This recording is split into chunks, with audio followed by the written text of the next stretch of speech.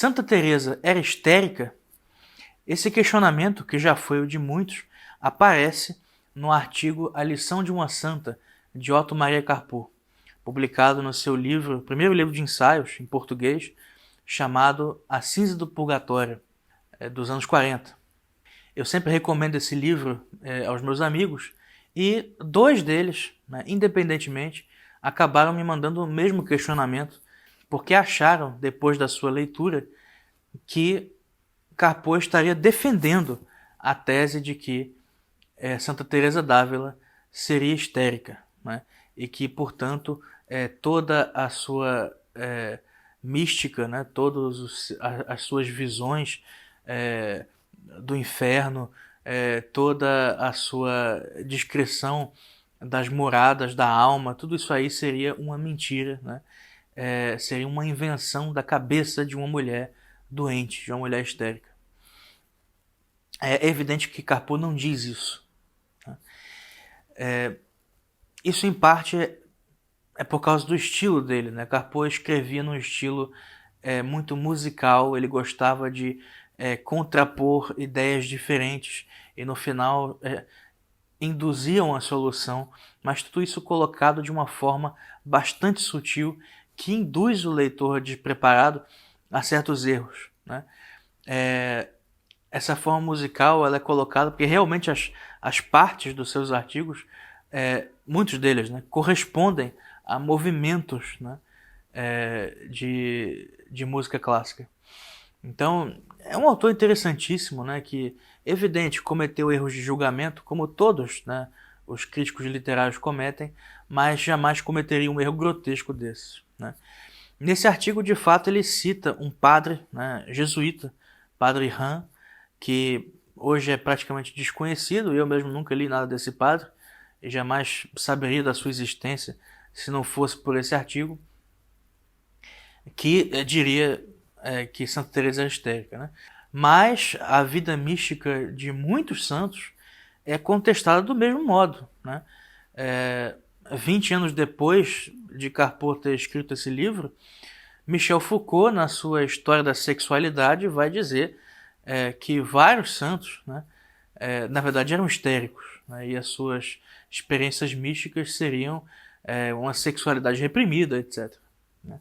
Então, isso hoje em dia virou quase um lugar comum, né? A ideia do religioso, da religiosa que reprime o seu próprio impulso sexual e esse desejo vai reaparecer de forma velada, de forma sublimada, nós diríamos, como experiências místicas. Essa ideia já é lugar comum, né, num século que respeita a psicanálise como se fosse algo, uma revelação divina, né, quando ela está muito longe disso e produziu muito mais vidas destruídas do que qualquer outra coisa. Então, Carpo realmente não defende essa tese, mas cabe a nós analisarmos também do que se trata, né? Qual é a distinção que deve se estabelecer. E eu acho muito interessante a que o próprio autor desse artigo faz, né? De que a aparência de dissociação cognitiva que um histérico tem e um santo místico tem, né, é a mesma. Quer dizer, ambos parecem, têm sintomas, né? Tem a aparência externa, o comportamento, a forma de falar, a forma de se portar semelhante, né?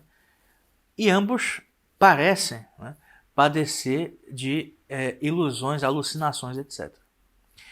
Só que o histérico, segundo Otto Maria Carpo, padece de uma dissociação cognitiva por conta da irrupção do subconsciente, né, na sua consciência usual diária. Ou seja, os elementos mentais, psicológicos que estão no fundo, né, vão atrapalhar a sua racionalidade, né, a sua consciência. E no caso do místico, do santo, aconteceria uma irrupção do supraconsciente, que causaria a mesma aparência de dissociação cognitiva, né? só que, na verdade, enriqueceria a sua personalidade. Enquanto um fica preso no seu mundinho e não tem a menor capacidade de ter objetividade, quer dizer, são pessoas que são presas na própria fantasia, o místico não. Ele fica mais inteligente, ele realiza obras importantes, ele descreve objetivamente a estrutura, né, do mundo, né, tal como criado por Deus. Ele vai tratar de assuntos muito mais elevados, ou seja, ele se torna mais. Mas é como se, tá? Isso aqui não é uma descrição científica, mas é uma forma que eu achei interessante, né, de abordar essa diferença. É como se a sua personalidade terrena, né, não aguentasse aquilo que ela recebe do céu. É algo realmente muito grandioso e que no primeiro momento produz sintomas parecidos com a da histeria, né? Mas não se trata realmente de uma personalidade histérica, mas de alguém que recebeu algo de cima. Então seria a distinção entre subconsciente e supraconsciente. Como eu disse, essa distinção não é científica, né? Mas ela revela um pouco de como o homem medíocre, né, o homem comum, o homem médio, tende a ter dificuldade de enxergar as possibilidades humanas mais elevadas e as mais baixas.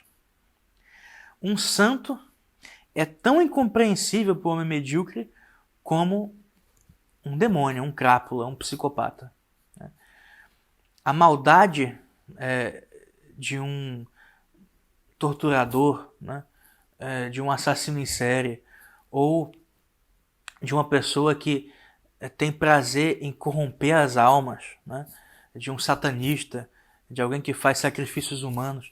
Essa maldade, ela é dificilmente perceptível e concebível por um homem medíocre, né? Assim também, né, a santidade, né, a abnegação completa, o esquecimento de si, a penitência extrema, os sacrifícios extremos, o amor à verdade levado ao heroísmo, né, o martírio, são coisas quase incompreensíveis para o homem medíocre. Então, essas duas realidades, quando vistas pela lente da mediocridade, vão parecer a mesma coisa, né? São histéricos, são loucos, são diferentes, né? São uma coisa que é muito maior do que eu posso enxergar, porque eu sou medíocre e eu não consigo, eu não dou conta dessas possibilidades tão celestiais ou tão infernais, né? E isso mostra um pouco de como a ótica do homem medíocre é distorcida, é profundamente distorcida. Existe algo semelhante que acontece com a literatura, e isso é algo que eu já estudei bastante alguns anos atrás. Existia uma voga, né, no século XIX, principalmente a partir dos escritos de Sainte-Beuve, que foi um grande crítico literário, né, que, enfim, trabalhou entre o período do romantismo e do realismo, né? Portanto, em meados do século XIX foi o seu auge, né? Sainte-Beuve dizia: para julgar uma obra literária é preciso conhecer a vida do seu autor, né? Seu lema era tal árvore, tal fruto. Então, se o autor tinha uma decepção, uma desilusão amorosa na vida, isso ia se expressar nos seus romances, nos seus poemas. Se o autor tinha um problema com o seu pai, esse problema ia aparecer na sua obra, nos seus livros. E realmente, se nós formos analisar toda a obra literária de ficção assim, nós vamos achar uma compatibilidade de mais de 90%. Né? Agora, isso dá conta do fenômeno literário? Esse olhar que é profundamente medíocre, né? Ele rebaixa a literatura aos seus aspectos inferiores, aos seus aspectos mais materiais, nós poderíamos dizer, né? Usando uma distinção aristotélica, é como se essas expressões da vida pessoal do autor entrassem como matéria e não como forma, né? A forma vai ser dada pelo seu gênio, pelas características superiores que vão constituir propriamente a literariedade do texto, né? E é aí que entra, né, o grande crítico de Sainte-Beuve, na virada do século XX, que foi Marcel Proust, né, o autor de Em Busca do Tempo Perdido. Marcel Proust vai escrever um livro chamado Contra Sainte-Beuve, né, bem direto, no qual ele vai dizer que, na verdade, esses aspectos mais superficiais, eles não seriam capazes de distinguir a obra de um escritor com uma carta de qualquer outra pessoa, né? Então, se uma pessoa sem talento nenhum decide escrever um conto qualquer, né, e depois você compara esse conto a um conto de Machado de Assis, que foi o mestre do conto, ambos vão expressar a sua vida privada de alguma maneira, sua vida pessoal. Mas existe no outro uma instância que Proust chama de eu profundo, né, que vai ter a capacidade de transformar isso num símbolo universal. Essa situação particular, que o outro não vai ter, né? Então, é preciso enxergar, né, tudo na sua verdadeira escala. Se nós tentamos rebaixar o fenômeno da mística, né, à escala médica, à escala das ciências naturais, à escala da psicologia e, pior, da psicopatologia, é evidente, nós vamos enxergar pelos sintomas e tudo que nós vamos enxergar é a histeria em Santa Teresa d'Ávila. É evidente. A experiência do êxtase místico de Santa Teresa, que foi tão bem esculpido por Bernini, né, na sua escultura O Êxtase de Santa Teresa, que se encontra na igreja de Santa Maria della Vittoria, em Roma, essa experiência com o que ela disse ser um querubim, e mais tarde os teólogos disseram que provavelmente se tratava de um serafim, né? A experiência da transverberação de Santa Teresa d'Ávila. Richard Dawkins, né, o infame defensor moderno do ateísmo militante, né? Richard Dawkins, no seu livro Deus um Delírio, vai dizer que a experiência mística de Santa Teresa se parece muito com a masturbação, né?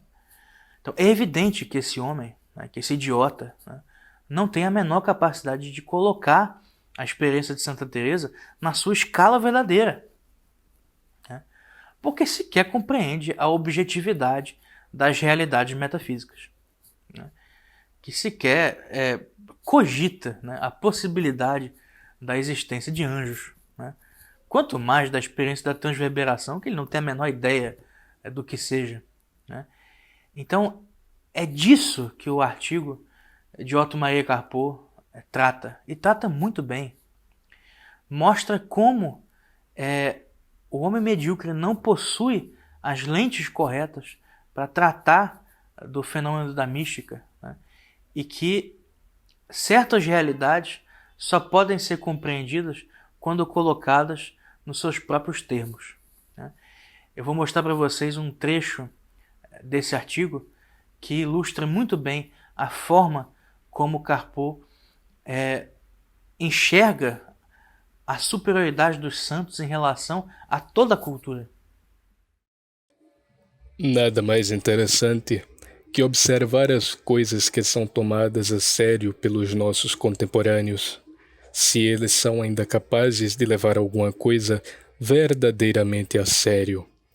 Achar-se-á que os idealistas e os espiritualistas mais sublimes se apavoram em face das crises econômicas, das revoluções sociais e das batalhas militares, como se isso tivesse alguma importância. Ah, como o materialismo venceu até os seus inimigos mais rebeldes! Quanto a mim, estou convencido que os santos são o verdadeiro sinal dos tempos, muito mais importantes que a distribuição das forças diplomáticas e econômicas ou as novíssimas invenções da técnica militar. Todos esses, que hoje se agitam tumultuosamente, estarão mortos em breve, e nós juntamente com eles. É a morte que dá a esses episódios a sua verdadeira medida. A morte carnal, a decomposição a qual maravilhosas lendas da antiguidade cristã, a carne dos santos resiste. Somente é preciso saber o que é um santo.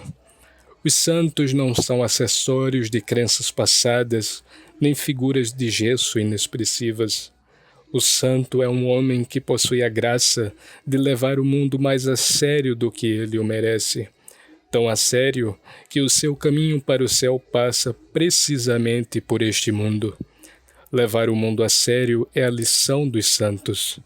Os santos não são infalíveis, mas são resolutos. Não vacilam entre um puerilismo ingênuo e a adoração do poder. Não são modernos, representam o eterno. Sabem que a espada do Espírito é mais cortante que a espada de aço. Quem não acreditar estará perdido. Quem acreditar será salvo. É a lição da grande Santa Teresa.